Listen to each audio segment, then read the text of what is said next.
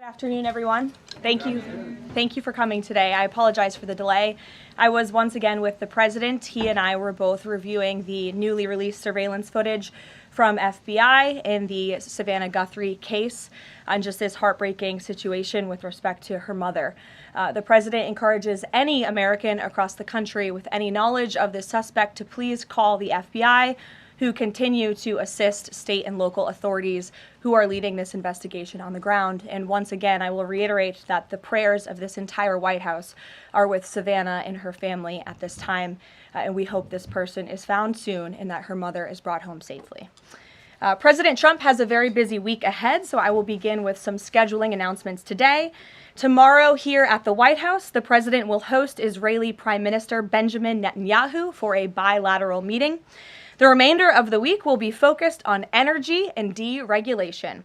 Tomorrow afternoon, the president will hold an event in the East Room to tout clean, beautiful coal as America's most reliable and affordable energy source, especially during periods of peak demand, just as we saw during this most recent winter storm, which impacted hundreds of millions of Americans. The president will discuss how clean, beautiful coal is not only keeping the lights on in our country, but also driving down the cost of electricity across the country as well.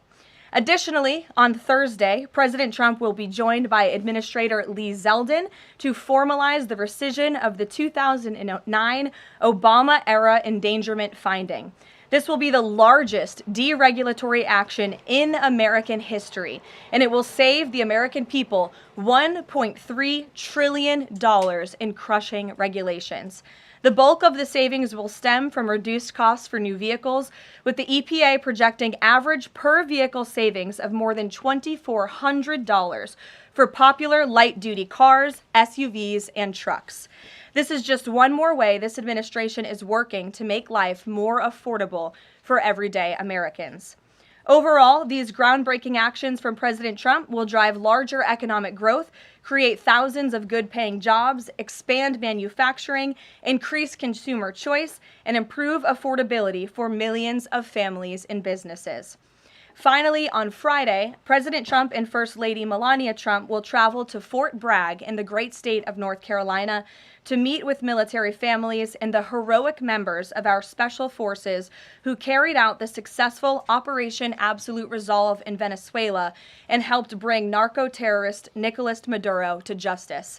I know the President and First Lady are both greatly looking forward to this visit. Also, the First Lady will celebrate Valentine's Day at the Children's Inn at the National Institute of Health tomorrow, with children, families, and NIH staff involved in clinical trials. In other news this week, thanks to President Trump signing the largest middle-class tax cut in history, this is shaping up to be the biggest tax refund season ever, and we are in it now. President Trump and Republicans fundamentally believe that Americans deserve to keep more of their hard-earned money, not less, which is why he fought so hard to deliver this long overdue relief.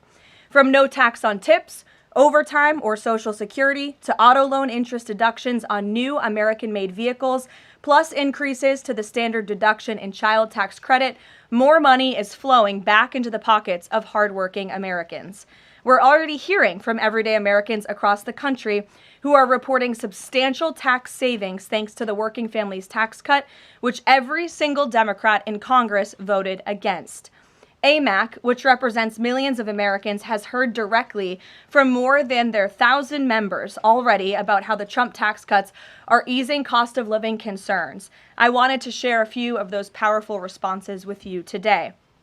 This one comes from Dean and Wendy in Wisconsin, who said, quote, "Instead of paying out $3,700 last year, we got back $2,500 in refunds this year. This is huge for our family."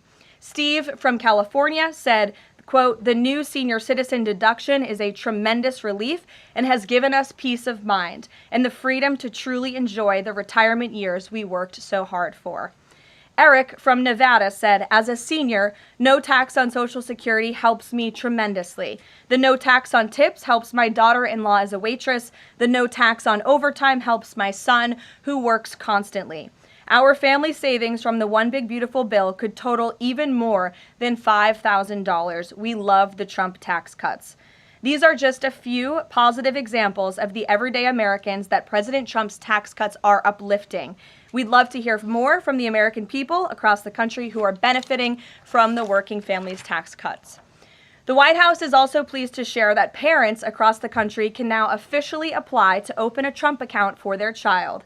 In order to apply, parents can visit trumpaccounts.gov and fill out the IRS Form 4547. These Trump accounts are special investment accounts aimed at providing American children with a jump start on building wealth for life. They have all the tax advantages as a traditional IRA account, but are specifically tailored to build wealth the moment a child is born. Thanks to President Trump, every child born between January 1st, 2025 and December 31st, 2028 is eligible to receive $1,000 from the U.S. Treasury to fund their account. Parents, guardians, and even nonprofits can then contribute up to $5,000 per year. Employers can also contribute up to $2,500 per year per employee. President Trump believes there is no better investment than investing in our nation's children. If you are a parent who maximizes contributions to your child's Trump account, its projected value could reach nearly $1.1 million by the time your child turns 28 years old, based on average historical stock market returns. Safe to say, the Trump accounts will give a substantial head start to position the next generation for a brighter future. And with the stock market exploding under President Trump's pro-growth policies, there has never been a better time to sign up for an investment account like this. The Dow Jones just shattered 50,000 for the first time ever on Friday, and the S&P 500 and the NASDAQ continue smashing record after record. So with President Trump in charge, Americans' 401ks and retirement savings are booming once again, and these new Trump accounts for America's kids will boom too. So with that, once again, every parent should go to trumpaccounts.gov today, and I'm going to put it on my own personal to-do list to sign up for one as well. With that, I will take your questions. Caroline Downey from the National Review is here. Thank you for being here, and why don't you kick us off? Thank you for having me. On the criticism that immigration enforcement has become arbitrary or not particularly prioritizing, Democrats have been circulating this statistic that only 14% of illegal aliens arrested under this administration are violent criminals, but we know that in deep blue cities with progressive district attorneys, it's common to plead down serious violent crimes into less serious offenses, which could be distorting those numbers. So given that backdrop, does the administration still stand by the messaging that you're targeting the worst of the worst, and does this prevailing narrative tell the whole story? Well, thank you for bringing this up, Caroline. I've seen this CBS report floating around. There's a lot of liberal talking heads and pundits and Democrat elected politicians who think that this single story and these statistics and the way they are painted is somehow a shot at this administration. It is not, and let me correct the record. Number one, the Trump administration has been clear from day one that any illegal alien present in this country is subject to deportation. However, the priority, of course, is going after the convicted criminals, the worst of the worst, the murderers, the pedophiles, the rapists in this country. Interestingly, in the CBS story, what the Democrat talking heads on television are not saying is this line. Nearly 60% of ICE arrestees over the past year had criminal charges or convictions. And among that population, the majority of the criminal charges or convictions are for nonviolent crimes. Oh, well, what are nonviolent crimes, you ask? This has coincided with what DHS has been saying all along, that approximately 70% of illegal aliens arrested under President Trump have pending criminal charges and or prior convictions. And these so-called nonviolent crimes, drug trafficking, distribution of child porn, burglary, fraud, DUI, embezzlement, solicitation of a minor, and human smuggling, just to name a few. So just because a crime is not violent in nature doesn't mean that crime is victimless. And I can guarantee every single person who is out there on television right now pointing to these statistics that were taken out of context by CBS News would not want an illegal alien convicted of the distribution of child porn or fraud or DUI living in your community. So the Trump administration will continue our focus on deporting all illegal aliens present in our country with a focus on the worst of the worst criminals. Thank you for being here. Gabe. Caroline, thank you. And thank you for the update on our colleague Savannah Guthrie's mother. Is there anything more you can share? You said the president was reviewing that surveillance footage. What was his initial reaction when seeing those disturbing images? And does he believe that that suspect acted alone? I haven't talked to him specifically about the second point on whether the suspect acted alone or not, so I don't want to weigh in on the president's thinking on that. His initial reaction, of course, as all Americans, is just pure disgust. And again, it's heartbreaking to see now this footage really bring to life a story we've all been reading about.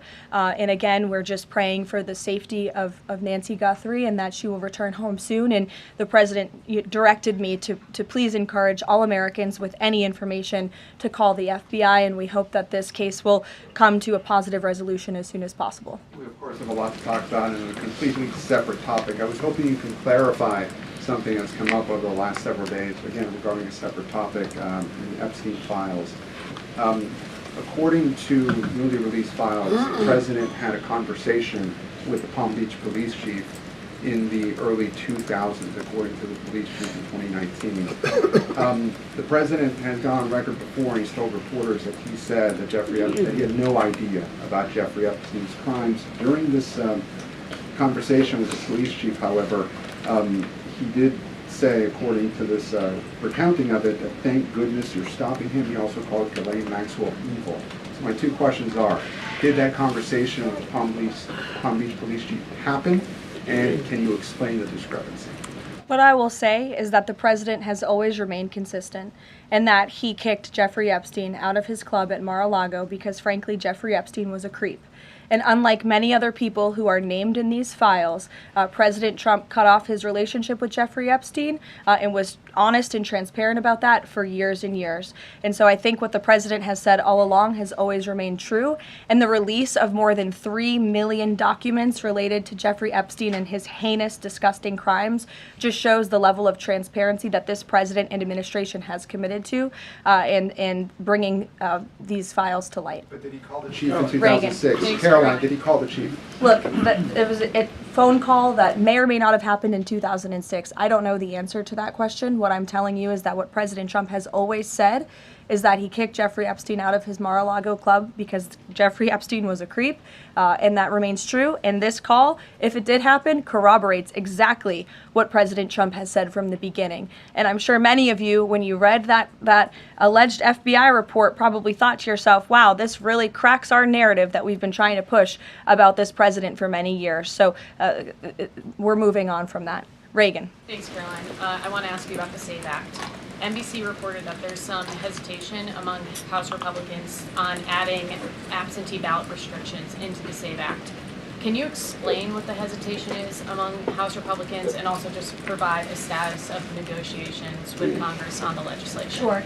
I can't speak for House Republicans, Reagan. I can obviously speak for the president, who is quite possibly the strongest supporter of the Save America Act, which, as you know, would require proof of citizenship to register to vote. It would require proof of identification, a photo identification before casting a ballot. And it would also ensure that there are exceptions made. I think that's what you're alluding to with these conversations with House Republicans for reasonable requests, of course, for our military, for individuals who are disabled and cannot make it to the polls. Those are reasonable, common sense things that I believe House Republicans are discussing amongst themselves. But as for the president, he's been very clear. He wants House Republicans and Democrats, too, if they were politically wise, to pass this legislation, for the Senate to pass it, to send it to the president's desk so it can be signed into law. Follow-up. I'm wondering when the last time the president spoke to Leader Thune was and if he discussed using the standing filibuster to pass legislation. The president has given his position on the standing filibuster. As for his most recent conversation with Leader Thune, frankly, I'm not sure. I do know they speak very frequently. The president's in constant communication with both Leader Thune and the House Speaker, Mike Johnson. Stephen, I see we switched up our seating chart. Your direct line of sight now. Congratulations. Thank you to the Correspondents Association for recognizing the New York Post's reach. I've got two questions for you, one about the Guthrie case and then another about infrastructure. On the Guthrie case, does President Trump have a warning to the culprits here about what would happen to them, what federal consequences they would face if they do not release Nancy Guthrie unharmed? I think anyone who was involved in this depraved crime, this abduction, of course, we want to be seen held to the fullest extent of the law possible. And on infrastructure, can you explain why President Trump asked Chuck Schumer to help him rename Penn Station and Dulles Airport after himself? Why is he interested in having his name on those two buildings? And why are the Gateway Tunnel funds the proper point of pressure to get that to happen? To your first question about the renaming, why not? It was something the president floated in his conversation with Chuck Schumer. As for the funding, the president has addressed that separately himself. Caroline. Danny. Thanks. Today, the vice president's account posted and then deleted a tweet about the Armenian genocide. And then last week, President Trump's Truth Social account posted and then deleted a racist video about the Obamas. And the White House again blamed that on a staffer. I wanted to ask you, does the White House have a social media problem at the moment? Do you have an auto-posting problem that's leading to these mistakes? No. As for the Armenian tweet that you're referring to, I would just refer you back to the White House's message that was issued on Armenian Remembrance Day, and there's been no change of policy at this time. Mary? Thanks, Caroline. When the president goes to Beijing in the spring, does he have plans to try and advocate on behalf of Jimmy Lai, who was just sentenced to 20 years yesterday? This is something I've heard the president advocate for both publicly and privately. I had the honor of being in that meeting with President Trump and President Xi in South Korea that took place, and this was brought up by the president himself. It is important to him, and he looks forward to visiting China in April. Go ahead. Thanks, Caroline. So some Republican lawmakers from Nebraska have said they're worried that the Argentinian beef executive order will sideline some American ranchers. How will the Trump administration make sure prices go down for consumers without harming those ranchers? Of course. Well, both things can happen at the same time. That's the president's belief. He wants to see prices come down. In fact, I just overheard him on the phone with Secretary Rollins. They were talking about something different, but he's always saying we got to make sure that prices continue to come down. As you know, Secretary Rollins successfully did that with respect to egg prices. Beef prices are coming down slightly, and the president wants to see that continue. He believes that a minor import to the country with cattle might be a short-term solution with respect to bringing down prices, but of course protecting our American cattle and rancher industry is a priority for the president, and he's in touch with those stakeholders. We've had them here at the White House a few times in recent months to discuss this issue directly. John. Thanks a lot, Caroline. Yesterday, the president on social media threatened to block the new Gordie Howe Bridge, which would connect Detroit to Canada. This is a bridge that was fully paid for by Canada. It used American labor to construct it. It used American steel to construct that bridge. The president in 2017 was actually in favor of this bridge, part of a joint statement that he put out when he met with the Canadian Prime Minister. Why has the president changed his mind as it relates to this bridge? I think the president was very clear and direct in his truth, John, but just to reiterate, the fact that Canada will control what crosses the Gordie Howe Bridge and owns the land on both sides is unacceptable to the president. It's also unacceptable that more of this bridge isn't being built with more American-made materials, even more so than what President Barack Obama committed to with the Canadians at the time, at the start of the project. He also believes that the U.S. should own at least half of the bridge, have shared authority over what passes across it, and participate in the economic benefits generated by its use. This is just another example of President Trump putting America's interests first, and so he made that very clear in his call with Prime Minister Carney earlier today. Phil. Thank you, Caroline. Sure. DHS Secretary Kristi Noem just posted a photo of herself signing the last contract to build a border wall between Laredo, Del Rio, and Big Bend, Texas, among reports that construction had stalled. Is the president satisfied with the pace of construction?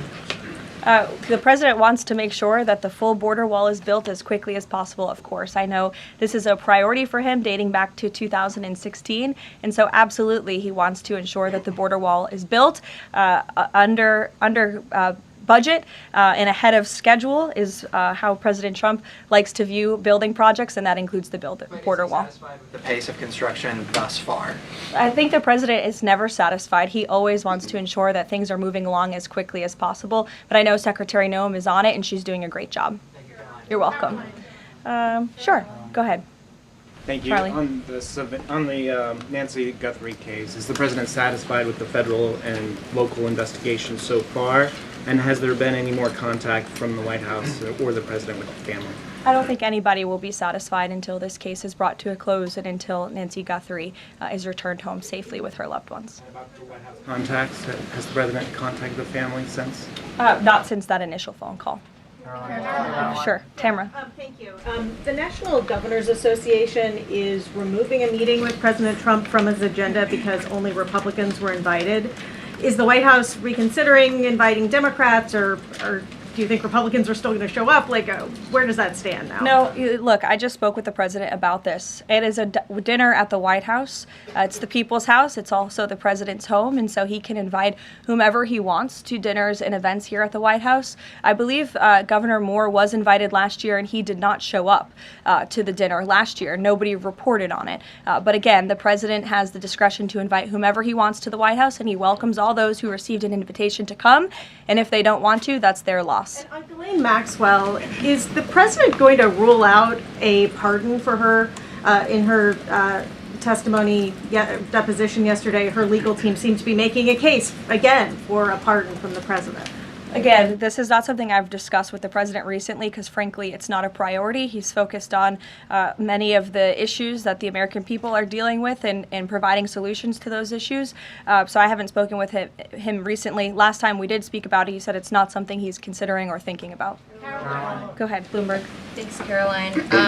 Secretary Lutnick today was testifying on the Hill, and he said that he had visited Epstein's Island in 2012 with his wife and children, and that's after he said that he had cut ties with Epstein, and Justice Department documents show that he was in contact with Epstein through 2018 over messages.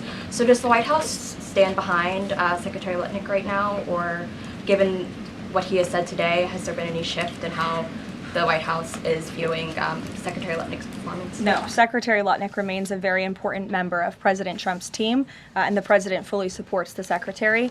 I will just point out that there are a lot of wins in the news this week that people in this room have not asked about because you continue to ask questions about the same subject, so let me point them out for you. Again, on Friday, the Dow shattered 50,000 for the first time ever. This week, the American Society of Plastic Surgeons came out in opposition to gender mutilation surgeries for children. They are the first major medical group to do so. A federal appeals court today, nobody asked about that, just upheld the Trump administration's policy of detaining illegal aliens, validating the strong measures that have driven illegal crossings to historic lows, and sent a crystal clear message that under President Trump, if you enter the country illegally, you will be detained and removed. The murder rate, again, not a single question about this, has plunged to a 125-year low as crime falls across the board, thanks to President Trump's crime crackdown.